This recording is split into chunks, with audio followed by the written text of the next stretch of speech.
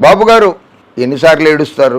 తల్లిదండ్రులు చనిపోయినప్పుడు ఏడ్చారో ఏడవలేదో, తల్లినిచ్చిన మామగారు విశ్వవిఖ్యాత నట సార్వభౌమ నటరత్న డాక్టర్ పద్మశ్రీ నందమూరి తారక రామారావు గారు చనిపోయినప్పుడు ఏడ్చారో ఏడవలేదో, కానీ మీడియా ముందుగా మీడియా సాక్షిగా ఏడ్చేశారు. మీరు ఇవే నా ఆఖరి ఎన్నికలని ఏడ్చారు, ఇవే నా చివరి ఎన్నికలు అన్నారు.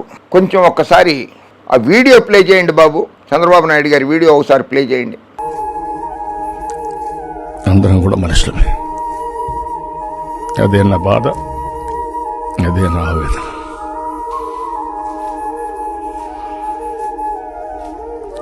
ఎప్పుడు ఓడిపోయినప్పుడు కూడా నేను ఇంత బాధపడలేదు. మీరు నన్ను చూసుంటారు. ఏ క్రైసిస్ కూడా సునాయాసంగా హ్యాండిల్ చేశాను.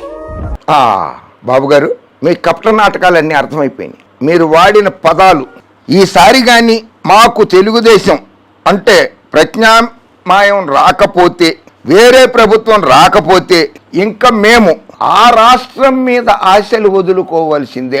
ఆ రాష్ట్రం మీద ఆశలు వదులుకోవాల్సిందే అంటే ఏ రాష్ట్రం బాబు? ఆ రాష్ట్రం మీద ఆశలు వదులుకోవాల్సిందే అంటే నా రాష్ట్రం అనలేవు ఆంధ్రప్రదేశ్ని. ఆంధ్రప్రదేశ్ నీ రాష్ట్రం కాదా? ఆంధ్రప్రదేశ్ మన రాష్ట్రం, మన రాష్ట్రం అని అనలేవా? మీ రాష్ట్రం పోని ఆ పదము వాడలేదు, ఆ రాష్ట్రం అన్నావు నువ్వు. అబ్బాబ్బా, అంటే ఆ రాష్ట్రం నీది కాదు అని చెప్పి నీ అంతటి నువ్వు ఒప్పుకున్నావు. ఎందుకంటే తెలంగాణలో కదా మనం ఉండేది, హైదరాబాదులో కదా, సొంత ఇల్లు ఇక్కడ కదా మనకుంది. 7 సార్లు గెలిపించారు కుప్పంలో, అక్కడికి మనకు సొంత ఇల్లు లేదు. కరకట్ట మీద ఇల్లు ఉంది, అది మనది కాదు. అంటే ఆ రాష్ట్రం అంటే ఏపీ ఆంధ్రప్రదేశ్ రాష్ట్రము నీది కాదని నువ్వు ఒప్పేసుకున్నావు. అయితే మాత్రం ఆంధ్రప్రదేశ్ రాష్ట్రానికి ముఖ్యమంత్రిగా ఉండాలి, నీ పుత్రరత్నం లోకేష్ బాబు గారు మంత్రిగా ఉండాలి, నీ బీనామీలందరూ మంత్రులుగా ఉండాలి. నువ్వు నీ పుత్రరత్నం నీ బీనామీలందరూ కలిసి రాష్ట్రంలోని ఎకరాల భూములు కబ్జా చేసేయాలి. రాష్ట్ర ఖజానాల్లో ప్రభుత్వ ధనాన్ని అవినీతి అక్రమం ద్వారా సంపాదించేసేయాలి. ప్రజాధనాన్ని దోచుకోవడం కోసం, పదవులు అనుభవించడం కోసమే ఆ రాష్ట్రం ఆంధ్రప్రదేశ్ కావాలా నీకు? అక్కడ దోచుకున్న సొమ్ము కూడా పోయి ఆంధ్రప్రదేశ్లో పెడతావంటే ఆంధ్రప్రదేశ్లో పెట్టవు. ఎక్కడో సింగపూర్లోనో, అమెరికాలో గాంధీ కాదులేండి, అదేదో నాంది ఏదో ఫౌండేషన్ ఒకటి ఉంది, అక్కడో సూట్ కేస్ కంపెనీలలోనో, రెడ్ బ్యాగ్ కంపెనీలలోనో దాచుకోవడానికి ఆంధ్రప్రదేశ్ ప్రజలు కావాలి నీకు, ఆంధ్ర రాష్ట్రం కావాలి. ఆ రాష్ట్రం మీద ఆశ వదులుకోవలసిందే. ఇంకా ఆ రాష్ట్రానికి వచ్చే పరిస్థితి కూడా ఉండదు. ఆ రాష్ట్రానికి వచ్చే పరిస్థితి కూడా ఉండదు. అంటే ఆ రాష్ట్రం అని ఎన్నిసార్లు అన్నాడో చూడండి, ఆ వీడియో వినండి మీరు. ఆ రాష్ట్రానికి వచ్చే పరిస్థితి కూడా ఉండదు. ఎప్పుడుంది నీకు? కరోనా టైంలో 3 మీటర్ల దూరంలో, 3 అడుగుల దూరంలో ఉండమంటే 303 కిలోమీటర్ల దూరం హైదరాబాద్కు వచ్చేసేవాడివి. ఇక్కడ దాక్కున్నావు కరోనా టైంలో, ప్రజలకి సేవ చేయలే. కరోనా టైంలో జగన్మోహన్ రెడ్డి ఆంధ్రప్రదేశ్ అంతా పర్యటించి చక్కటి వైద్య సదుపాయాలు అందించాడు. మీరు మాత్రం హైదరాబాద్లో దాక్కున్నారు. మీరు, పవన్ కళ్యాణ్ గారు, లోకేశం బాబు గారు.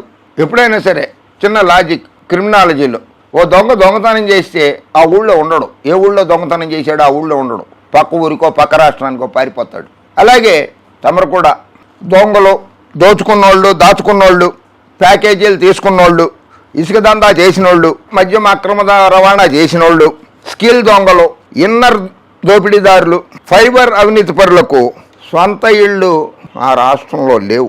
రోజుకోసారి తాడేపల్లి ప్యాలెస్ జగన్మోహన్ రెడ్డి తాడేపల్లి ప్యాలెస్ అని గొల్లున ఏడుస్తావు బాబు.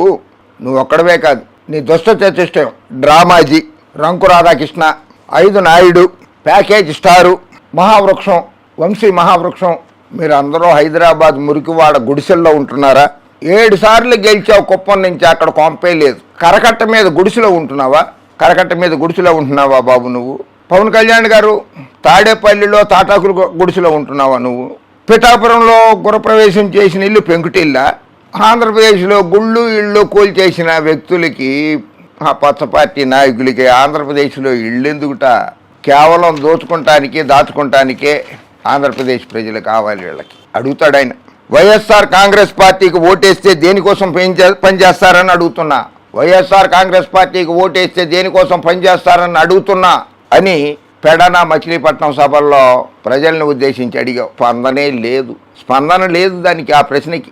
ఆయన ముఖ్యమంత్రి అయ్యేది ఎందుకోసమో, ఢిల్లీ ఎందుకోసం వెళ్తాడు జగన్మోహన్ రెడ్డి? అవినాష్ రెడ్డిని అరెస్టు చేయకూడదని మోడీ గారిని, అమిత్ షా గారిని అడగటానికి వెళ్తారు. దానికి స్పందన లేదు ఆ ప్రశ్నకు కూడా. అరే చంద్రబాబు గారు, మీరు జ్యోతిష్యుడు కూడా అయిపోయారే.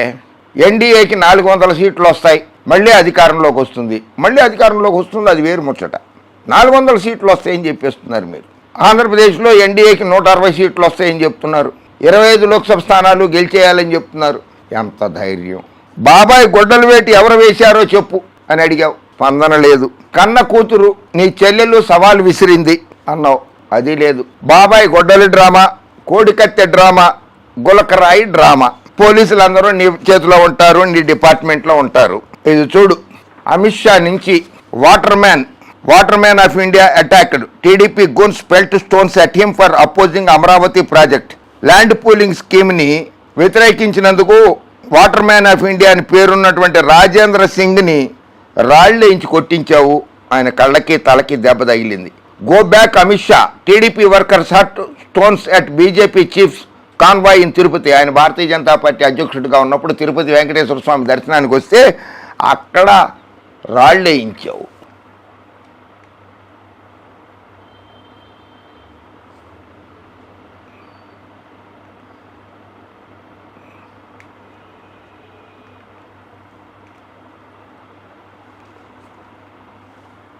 నీకు చేత కాకపోతే రాజీనామా చేయి జగన్మోహన్ రెడ్డి అంటున్నావు. నీకు చేత కాలేదని చెప్పి ప్రజలు నిన్ను తిరస్కరించారు. 2019లో వైఎస్ జగన్మోహన్ రెడ్డికి 151 సీట్లు ఇచ్చారు, అది గుర్తుపెట్టుకో. ఒక దళితుడిని చంపి శవాన్ని డోర్ డెలివరీ చేసిన దుర్మార్గుడు జగన్. ఇది కూడా జగన్మోహన్ రెడ్డిని హంతకుడు కింద ట్రీట్ చేసి బహిరంగ సభల్లో చెప్తున్నావు. నిన్న గౌరవ జడ్జి శ్రీదేవి గారు తీర్పు ఇచ్చారు, హత్యా రాజకీయాలు చేయొద్దు అని. అది నోరా తాటి మట్ట, అది అలా ప్రసంగించుకో. సామూహికంగా శిరోముండనం, ఎంత దుర్మార్గుడంటే తమ్ముళ్ళు, 7గురికి శిరోముండనం చేయించినటువంటి తోట త్రిమూర్తులకి ఎమ్మెల్యే టికెట్ ఇచ్చాడు మండపేట నియోజకవర్గం నుంచి. అంతటి దుర్మార్గుడు జగన్ అని అన్నావు. చంద్రబాబు 1994లో తెలుగుదేశం పార్టీలో చేరాడు, 1995లో తెలుగుదేశం పార్టీలో టీడీపీలో చేరాడు తోట త్రిమూర్తులు. 1999లో అది జరిగినది 1996లో జరిగింది ఆ శిరోముండనం. అంటే నువ్వు అధికారంలో, నువ్వు ముఖ్యమంత్రిగా ఉండగానే 7గురు దళితుల శిరోముండనం తెలుగుదేశం ప్రభుత్వ హయాంలో తెలుగుదేశం ఎమ్మెల్యేగానే అతను చేసినట్లుగా కోర్టు రికార్డుల్లో ఉంది. మరి 1999లో నువ్వు ఎమ్మెల్యే టికెట్ ఎందుకు ఇచ్చావు తోట త్రిమూర్తులకి? దళితుల మీద ప్రేమ ఉండే ఇచ్చావా?